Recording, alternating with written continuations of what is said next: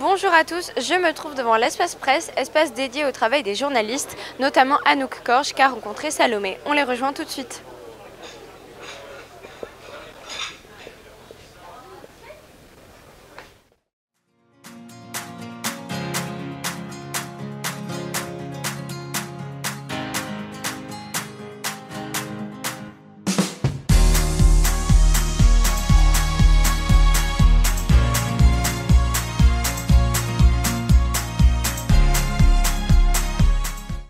Quel a été votre parcours? Comment êtes-vous devenu journaliste?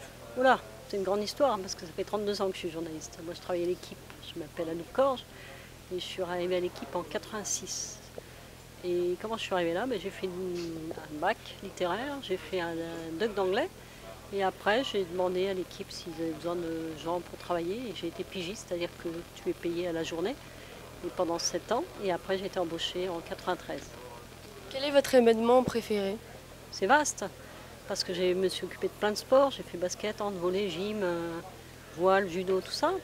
Alors comme beaucoup de sports, comme les sportifs, même si nous on n'est pas forcément des sportifs, les Jeux Olympiques ça reste quelque chose de magique. Moi j'ai eu la chance d'en couvrir 6, j'ai tous couvert depuis 96 à Atlanta. Et c'est magique parce que c'est magique pour les sportifs, mais pour nous aussi parce que le sport c'est aussi beaucoup des émotions. Et les Jeux Olympiques ça génère beaucoup d'émotions. À propos de la voile, vous avez un événement favori en particulier?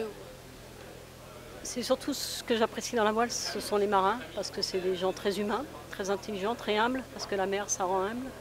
Donc plus que les événements, c'est les acteurs de ce sport qui me plaisent plus. En parlant de la voile, est-ce que vous trouvez qu'elle a sa place dans les médias? J'espère qu'elle a sa place dans les médias.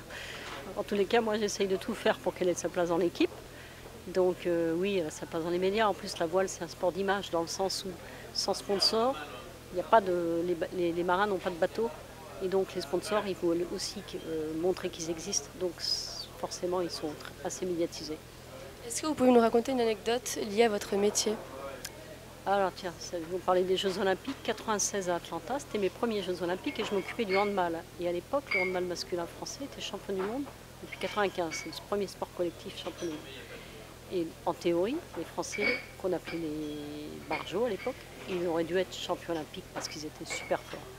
Bon, ils ne s'entendaient pas forcément bien dans l'équipe et tout. Ils arrivent en demi-finale et ils jouent très mal alors qu'ils auraient dû gagner, ils perdent. Et en même temps, à l'époque, on avait des petites télés à côté de nous pour voir d'autres épreuves pendant les... Et en même temps, il y avait Jean Galfione, qui est sur la route du Rhum, là justement. Maintenant, il est marin. Et il était en train de gagner son titre olympique en 96. Donc c'était un contraste parce que d'un côté, sur le terrain, je voyais les Français en faire n'importe quoi et perdre alors qu'ils auraient dû gagner. Et à côté, il y avait Jean Galfione qui avait fait un concours à la perche extraordinaire et qui est devenu champion olympique. Est-ce qu'il y a des skippers en particulier qui vous ont marqué? Plein, mais justement à Saint-Malo, là, j'ai eu la chance parce qu'il y a 4 ans, j'étais allée voir Mike Birch, qui est le premier vainqueur de la route du Rhum en 78. 4 ans, j'étais allée au Canada pour le voir, pour faire un reportage avec lui. Et il est à Saint-Malo sur cette route du Rhum. Et hier, j'ai eu le plaisir d'aller le rencontrer. C'est un vieux monsieur, il a eu 87 ans là, jeudi, 1er novembre.